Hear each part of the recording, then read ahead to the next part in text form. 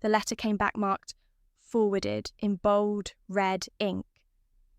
I stood there in my dorm hallway, staring at the envelope I'd sent to my childhood home 2 weeks ago. My hand started shaking. Something wasn't right. My name is Cassandra, and 6 months ago, I lost both my parents in a car crash during my freshman year of college. One moment, I was stressing about midterms. The next, I was planning a double funeral. The only thing that kept me from completely falling apart was my Aunt Ava stepping in to handle everything. "Don't worry about the house, sweetheart," she'd said at the funeral, squeezing my shoulder.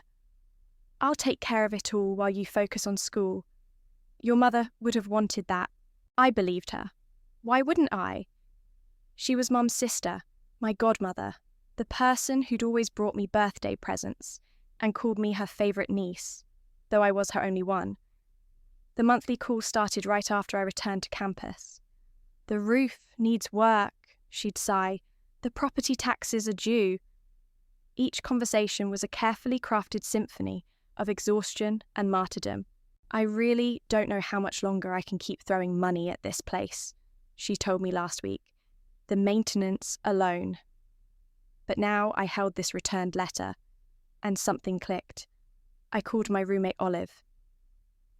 "Hey, what's wrong?" she answered, probably hearing the tension in my voice. "Remember that care package I sent home? The one with Mum's old photos I wanted to keep safe?" "Yeah?" It came back "forwarded." I swallowed hard. "Olive, why would mail need forwarding if the house is empty?" There was a long pause. "Have you checked your bank statements? The property tax records?" No. Aunt Ava handles all that." "Maybe it's time you did." I sat down at my desk and opened my laptop. The county website was surprisingly easy to navigate. Property taxes, ownership records, utility bills. It was all there. My hands froze over the keyboard. "Olive," I whispered into the phone. "The utilities are active, all of them. Electric, water, gas. For an empty house?" She told me she had to winterize the pipes, that everything was shut off to save money. My voice cracked. "She's been lying to me." "Call her," Olive suggested. "See what she says." I did. The phone rang 3 times before Ava's familiar voice answered, warm as honey. "Cassandra, sweetheart, is everything okay?" "Hey, Aunt Ava, quick question. Is anyone checking on the house?" "Oh, Julius from next door looks in occasionally." "Why?" "Just wondering about the utilities. They're still on." A pause. Just a heartbeat too long. "Well, yes, dear. We have to maintain a minimum temperature for the pipes, you know. Wisconsin winters are brutal." "Right," I said, my voice steady despite the rage building in my chest. "And the water bill? Must be a mistake. I'll look into it." Another pause. "Cassandra, I know you're worried, but please trust me. I'm handling everything. Your mother..." "Don't." The word came out sharper than I intended. "Don't talk about Mom right now." After we hung up, I sat in silence, staring at the returned envelope. Mum's voice echoed in my head from years ago. "Always trust your gut, baby girl. When something feels wrong, it usually is." Olive came back from class to find me still at my desk, surrounded by printed documents and sticky notes. "What's the plan?" she asked, dropping her backpack. I looked up at her, something cold and certain settling in my stomach. "First, I'm going home for fall break, not telling Aunt Ava. And then I find out exactly what she's been doing with my house." I picked up the forwarded envelope. "Because this is just the beginning." Olive sat on her bed, watching me with concern. "You know this could get ugly, right? Family drama always does." It got ugly the moment she decided to lie to me. I started organizing the papers into a folder. She thinks I'm just a grieving college kid who's too overwhelmed to pay attention, too broken to fight back. Are you? Broken, I mean. I thought about Mom and Dad, about the last time I saw them alive. about all the moments they'd never see, the graduation they'd miss, the grandchildren they'd never meet, about Aunt Ava using my grief like a shield for whatever game she was playing. "No," I said finally, "I'm not broken, I'm angry, and Aunt Ava's about to learn that was her first mistake." The autumn wind whipped around me as I parked my beat-up Honda a block away from my childhood home. Dead leaves skittered across the sidewalk, and my hands gripped the steering wheel, so tight my knuckles turned white. After a 6-hour drive from campus, I wasn't prepared for what I might find. A silver SUV sat in my driveway. My driveway. "Just breathe," I whispered to myself, grabbing my phone to text Olive. "Made it. There's a car here." Her response came instantly. "Take pictures of everything." I got out and walked slowly toward the house, trying to look like just another person out for a morning stroll. That's when I heard it. Barking. A dog. We never had a dog. The front door opened, and a woman in her late 20s stepped out holding a travel mug. She wore scrubs and was calling behind her. "Be good, Max. I'll be back at 7. I watched, frozen, as she locked the door, my door, and headed to the SUV. She noticed me standing there and smiled. "Oh, hi. Can I help you?" My mouth was dry. "I was just admiring the house. It's beautiful." "Isn't it?" She beamed. "We got so lucky finding it. The landlord keeps it in amazing shape." "The landlord?" "Ms. Ava. She's fantastic. I'm Delaney, by the way." She shifted her coffee to her other hand. "Are you looking to rent in the area?" My heart pounded. "How long have you lived here?" "About 8 months now. The rent's reasonable too. Only $1,400. In this neighborhood, that's a steal." $1,400 per month for 8 months. The numbers started multiplying in my head. "Do you mind if I ask about the application process?" I forced myself to sound casual. "My friend's looking for a place." "Oh, it was super easy. Ms. Ava handles everything through her property company. Want me to give you her number?" "That would be great." Delaney pulled out her phone and showed me a business card photo. There it was in sleek typography. AT Properties, LLC. "Thanks," I said, snapping a quick picture when she wasn't looking. "Really helpful." "No problem. Sorry, but I've got to run. Hospital shift." She hurried to her car, then called back. "If you're interested, there's an open house next week for the unit down the street. Same company." I waited until she drove away before slumping against a tree. My legs felt weak. A neighbour's door opened and I recognised Julius, who'd lived next door my entire life.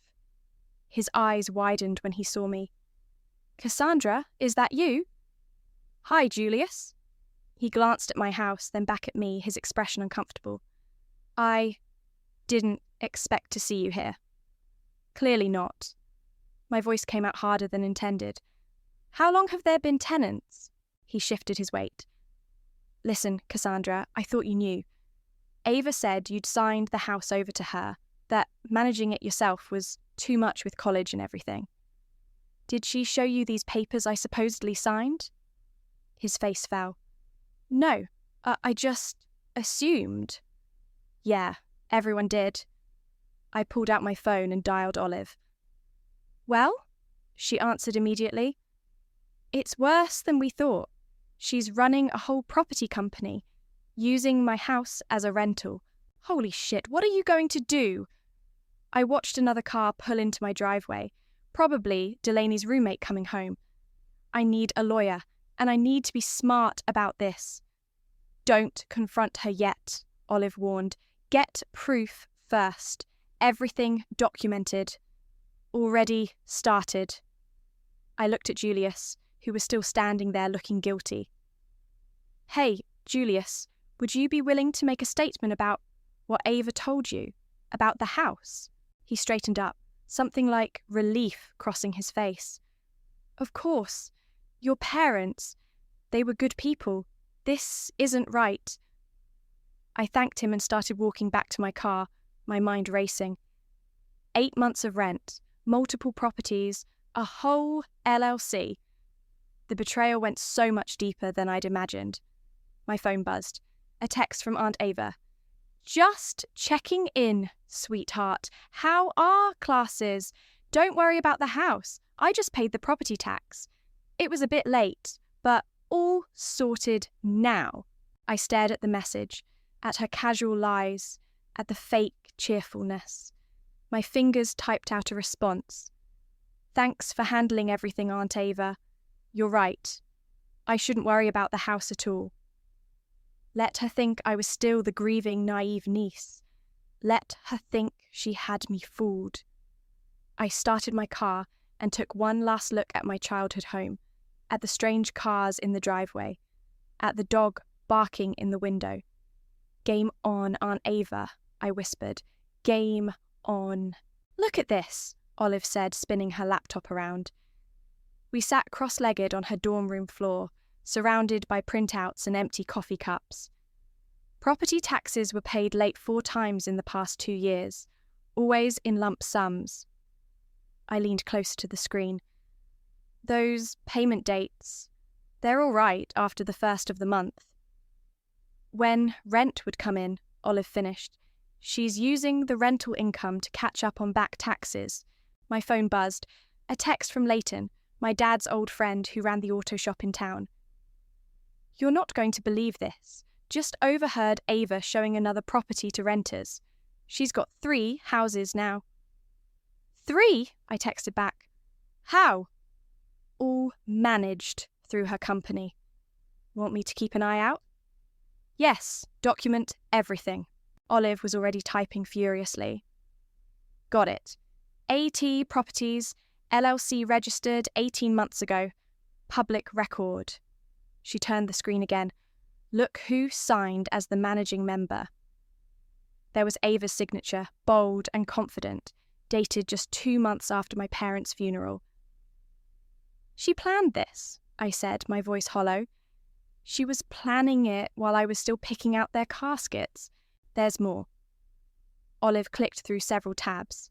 "She's advertising on multiple rental sites. Your house is listed as a charming historic property with modern amenities. Monthly rent is now $1,600. My hands clenched. "She raised it. As of last month. But here's the thing. She's using professional photos from when my parents listed it for sale 5 years ago. The ones my mum took. Can we prove that?" "The metadata's still in the image files. Date, photographer, everything." I pulled out my notebook, adding to the growing list of evidence. "What about the LLC? Is it legal?" "Technically, yes, but she's renting property she doesn't own through it. That's fraud." My phone rang. Aunt Ava. I put it on speaker. "Cassandra, sweetheart, how are you?" "Fine, just studying." "What's up?" "Oh, wonderful news. I've applied for historic status for the house. It'll help with tax breaks." Olive's eyes widened. I kept my voice steady. "Really? That's interesting. Don't you need the owner's permission for that?" A slight pause. "Well, as your guardian?" "I'm 19, Aunt Ava. You're not my guardian." Of course, but I've power of attorney." "No, you don't." My heart was pounding, but my voice remained calm. "We never filed those papers." Another pause, longer this time. "Cassandra, I'm just trying to help. Your mother would—" "I have to go. Study group." I hung up. Olive let out a low whistle. "She's getting sloppy, making mistakes." "Good." I opened my laptop, because I just found something else. We spent the next hour tracing bank records, property listings, and tax documents. Every thread we pulled revealed another lie, another scheme. Ava hadn't just stolen my house. She'd built a business on the assumption I'd never notice. My phone buzzed again. Julius, this time. Found an old recording from the summer barbecue, Ava bragging about her property empire. "Want it?" "Yes. Send everything." Olive looked up from her research. We need to be careful here. If we spook her too early, she'll destroy evidence, I finished. I know. But look at this. I showed her the county clerk's website. There, in public records, was a lease agreement for my house. At the bottom, my signature. Forged. That's it. Olive stood up, stretching. We need a lawyer. Already on it. The university's legal clinic is helping me build a case. Free representation for students. Smart. What's next? I looked at my growing evidence file. Now we wait. Let her dig herself deeper. My phone lit up with another text from Leighton. Ava just left the hardware store, bought new locks, said something about problem tenants in the Victorian on Oak. My house, I whispered, unannounced. She's changing locks on property she doesn't own, Olive said. Add it to the file. I started typing a response to Leighton when another message came through. From Delaney, the tenant. Hi, hope you don't mind. I got your number from Julius. Quick question. Did you used to live in this house? Something weird is going on with the mail. I showed Olive the message. She grinned. Perfect. The tenants are getting suspicious. Should I tell her? Not yet. But keep that line open. We might need their testimony later. I looked at my reflection in the window, seeing Mum's determination in my eyes. Aunt Ava thinks she's so clever, playing the caring aunt while stealing everything out from under me. She won't think she's clever when this is over, Olive said firmly. I nodded, adding Delaney's message to our evidence file. No, she really won't. I just don't understand why you're asking all these questions, sweetheart. Ava's voice dripped honey through the phone. The house is such a burden. I'm barely keeping up with the maintenance costs. I paced my dorm room, phone pressed to my ear, keeping my voice carefully neutral. I was thinking about coming home for a weekend, that's all. Maybe check on things. Oh, no, don't do that. The roof is being repaired, it's not safe. I caught Olive's eye across the room. She was recording the conversation, giving me a thumbs up. That must be expensive, I said. Terribly, almost $4,000 for the repairs alone. I glanced at the contractor quotes I'd gathered. The highest was $2,500. How are you paying for it? I took out a small loan. The things I do for family. She sighed dramatically. Oh, did I tell you? The historic status application is moving forward. About that, I said, gripping the phone tighter. I never agreed to... It's all handled, dear. I signed the paperwork last week. Such a relief. The tax benefits will help offset all these expenses. Olive's eyes widened. She scribbled on her notepad. Confession. She just admitted to forging documents. You signed for me? I kept my voice curious, not accusatory. Well, yes, as your proxy. It's perfectly legal given the circumstances. What circumstances?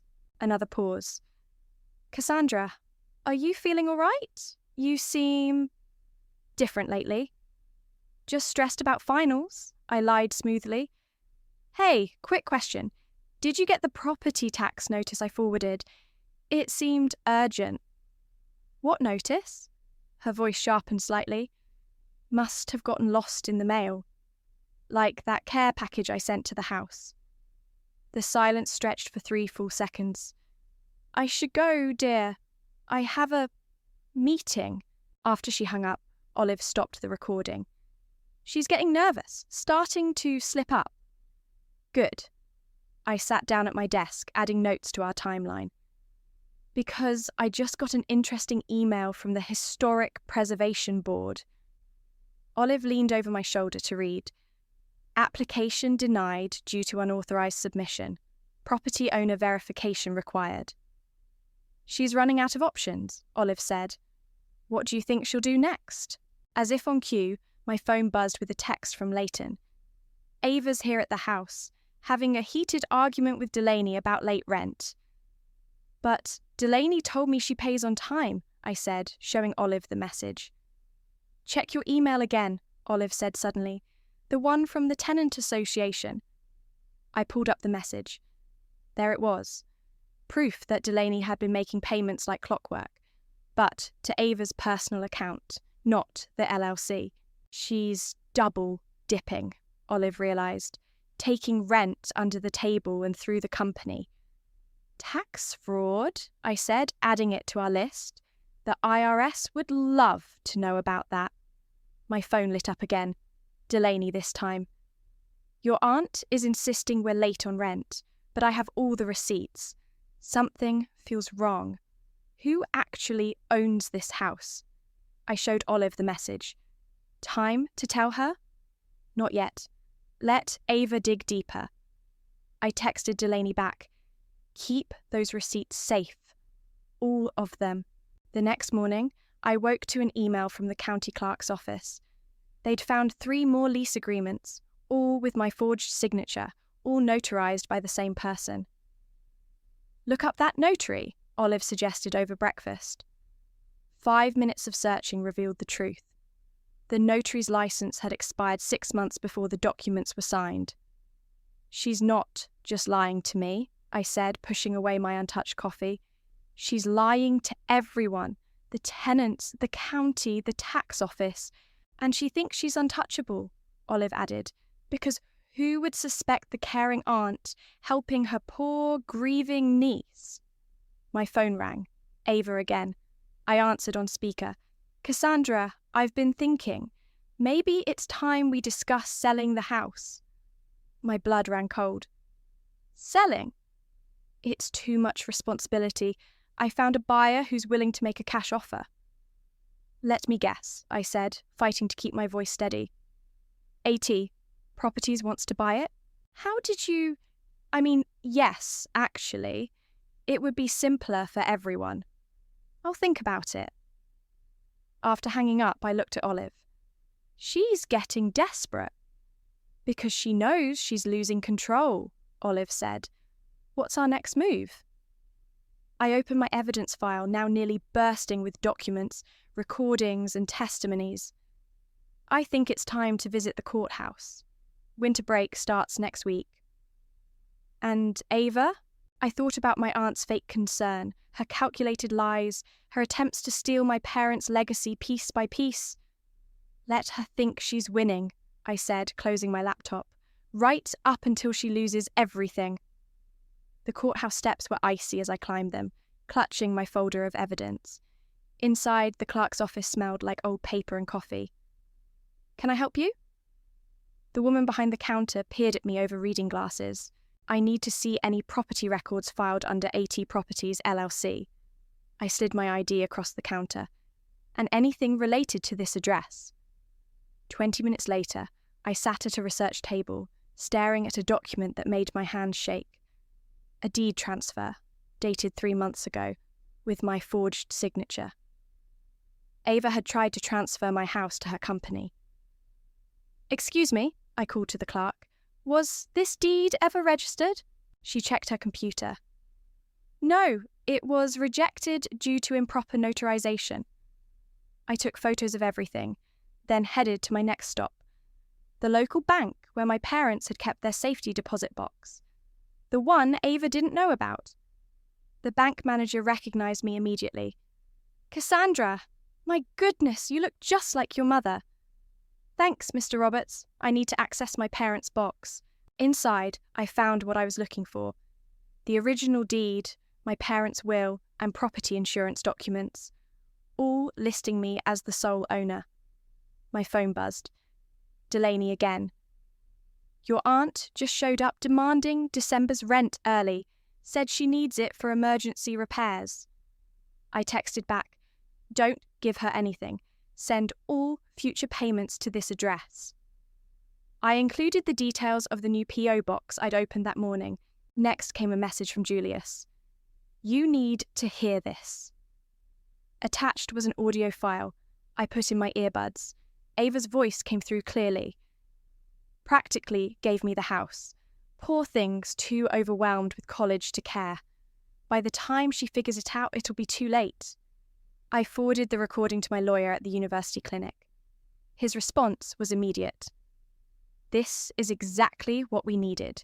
ready to proceed whenever you are. Back at my car, I called Olive. The deed transfer failed, but she tried. That's attempted fraud. Perfect. What about the tenants? Already handled. New payment instructions sent. Once those checks start coming in my name instead of hers. She'll lose it, Olive finished. That's the plan. I drove to Leighton's shop next. He was under a car when I arrived, but rolled out immediately when he heard my voice. Got something for you, he said, wiping his hands on a rag. Ava's been asking around about quick sales, cash buyers, even mentioned something about overseas investors. She's planning an escape route, I realised, and there's more. He lowered his voice. She's been moving furniture out of her house. Small stuff, but expensive pieces. My sister works at the consignment shop where she's been selling it. I added this to my notes. Can your sister make a statement about the sales? Already done. Emailed it to you this morning. Back in my car, I checked my email. 3 new messages. 1 from the tax assessor's office confirming my ownership, 1 from my lawyer with draft cease and desist papers, and 1 from Ava. Darling, we need to talk about the house. I've had several offers. Call me ASAP. Instead of calling, I drove past my house. 2 moving trucks were parked outside. New tenants for the upstairs apartment, according to Delaney's latest text. My phone rang. Julius. Cassandra, she's here, talking about selling the house next week. Says she has papers ready for your signature. Let her talk, I said. Record everything. She's drinking wine on my porch, bragging about some property empire she's building.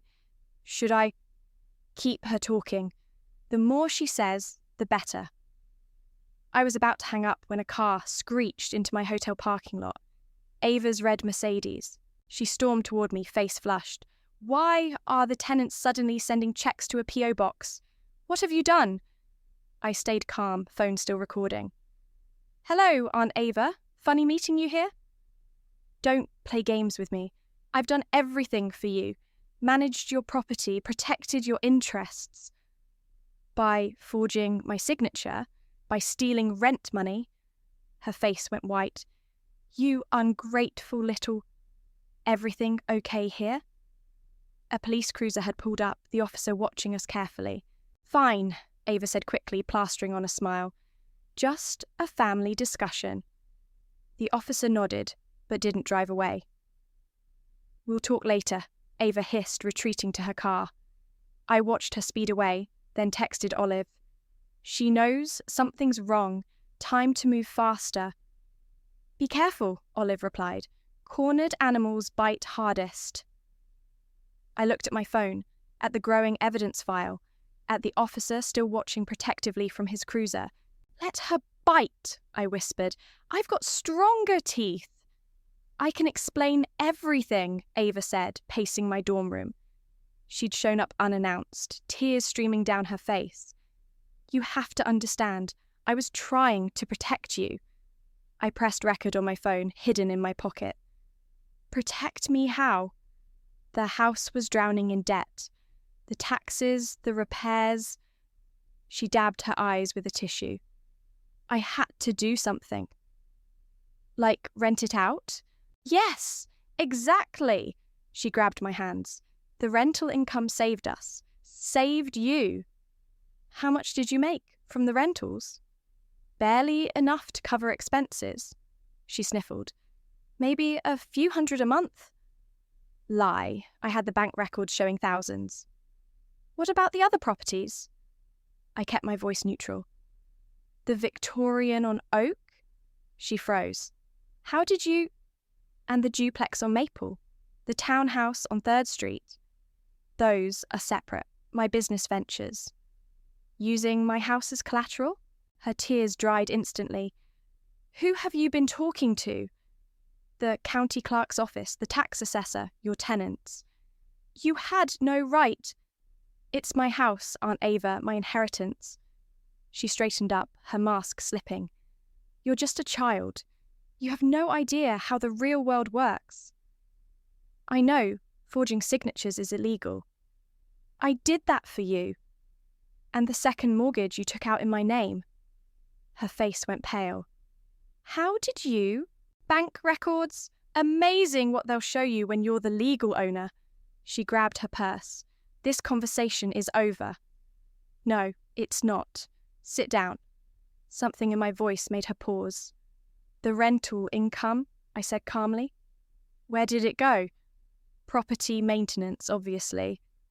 Try again. I pulled out my phone, playing the recording from her conversation with her bank. You used it to pay off your gambling debts.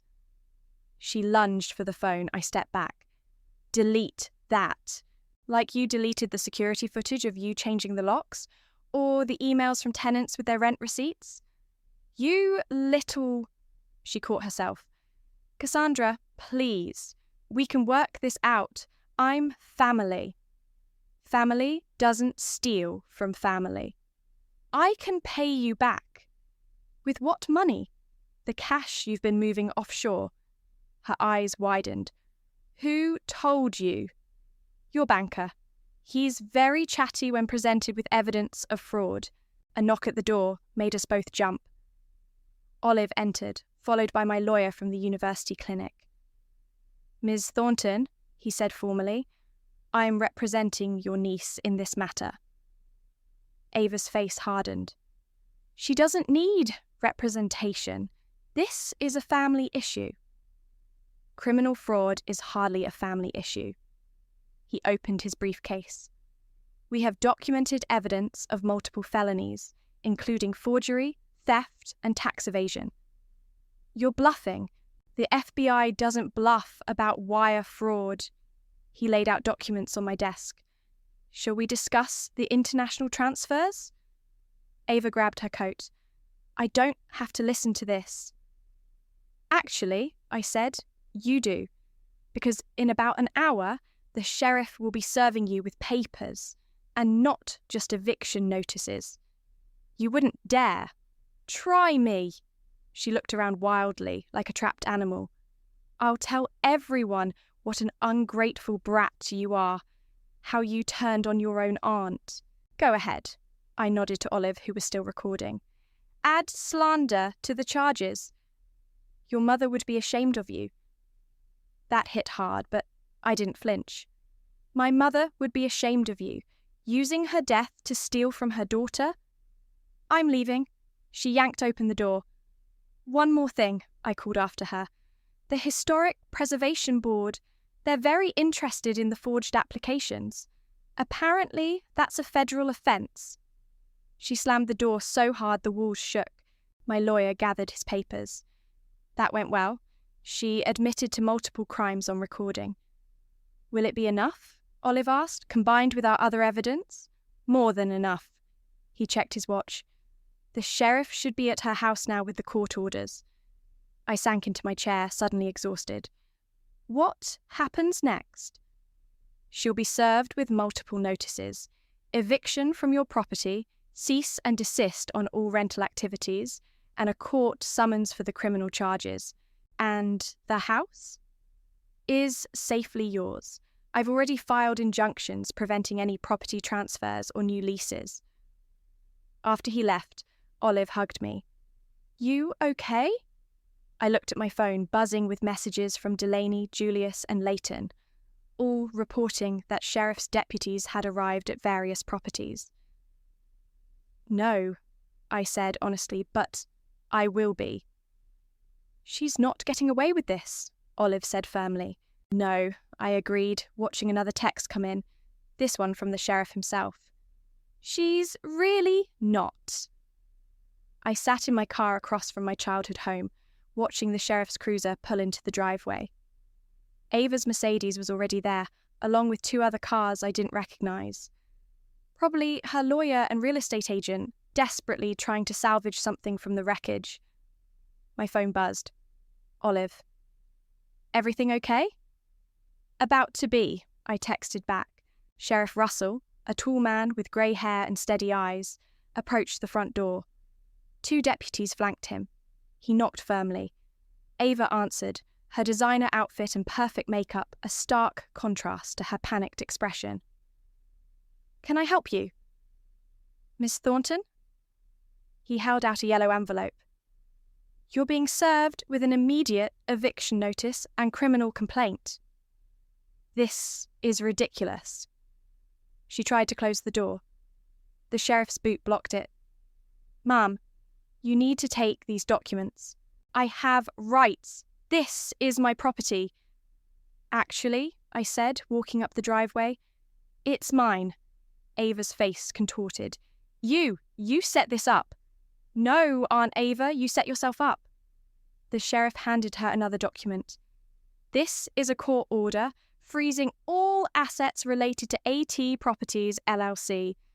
You can't do this, she turned to her lawyer, who was looking increasingly uncomfortable. Tell them, he shook his head. Miss Thornton, I advised you last week to cease all property operations. You didn't listen. The FBI's Financial Crimes Unit is very interested in those offshore transfers, I added quietly. Her real estate agent slipped away to her car. Smart woman. You have 30 minutes to collect essential personal items, Sheriff Russell said. Then you need to vacate the premises. Where am I supposed to go? That's not our concern, Ma'am. Ava turned to me, tears starting again. Cassandra, please, we can work something out. I'll pay it all back. Like you paid back the second mortgage? Or the credit cards you opened in my name? Her tears vanished. You ungrateful little witch. I gave up everything to help you. Help me? I pulled out my phone. Should we play the recordings again? The ones where you brag about stealing my inheritance? Deputies, the sheriff called, please escort Miss Thornton inside to collect her belongings. I watched as they led her in, her protest echoing through the house that had once held so many happy memories. Delaney appeared on the porch. Is it true, everything she did? I nodded. I'm sorry you got caught in the middle of this. Don't be, we had no idea. She hesitated. What happens to us now? You can stay until your lease ends. New rental agreement directly with me. No more dealing with Ava or her company. Relief flooded her face. Thank you. Leighton's truck pulled up. He got out with Julius, both looking grimly satisfied. Just got word, Leighton said. Sheriff's deputies are serving papers at the other properties too. The whole scheme's coming down.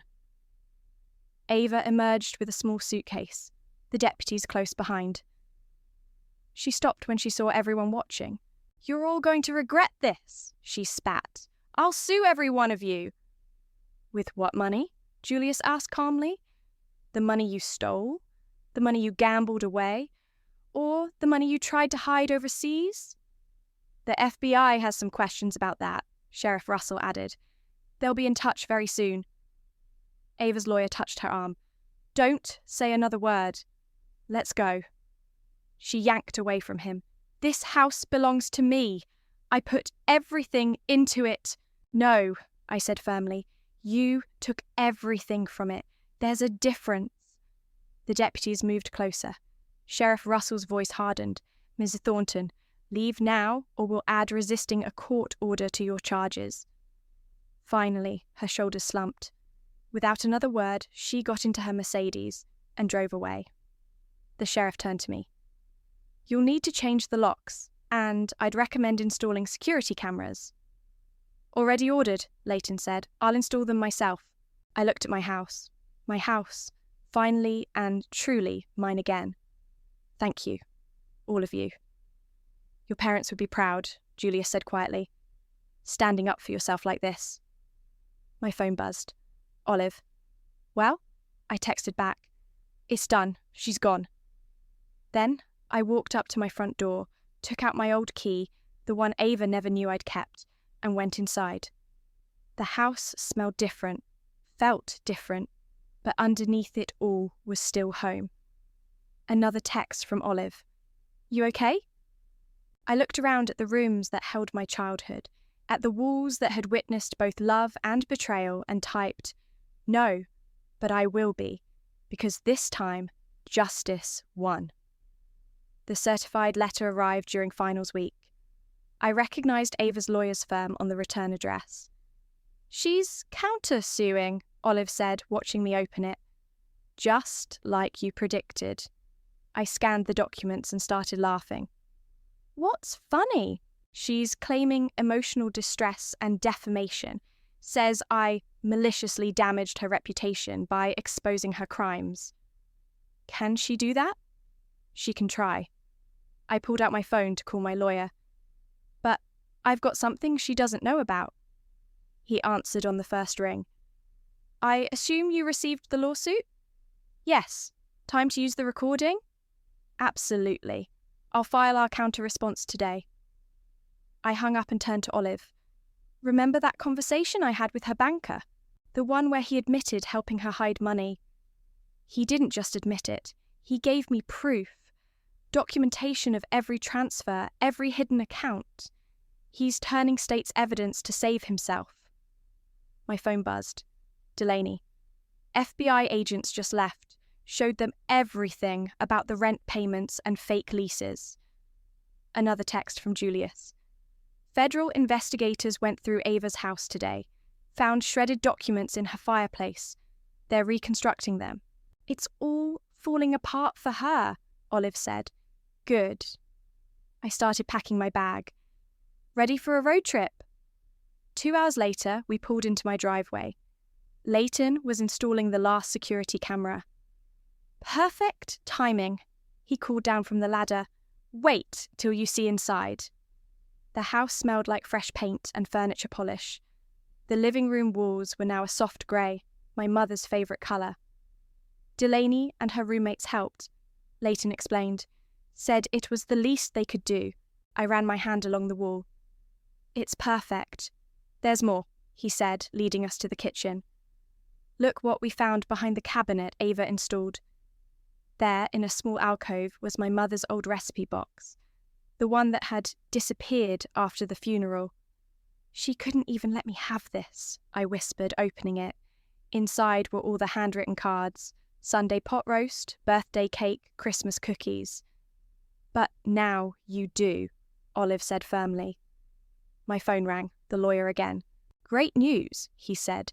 "The FBI just froze all of Ava's accounts. They found evidence of tax evasion going back 5 years." "Before my parents died?" "Yes. This wasn't just about your inheritance. It was a pattern." After hanging up, I sat at the kitchen counter, the same spot where I'd done homework while Mum cooked. "Want to know something weird?" I said to Olive. "I thought getting revenge would feel better, more satisfying." "Doesn't it?" "No. It feels..." I searched for the words.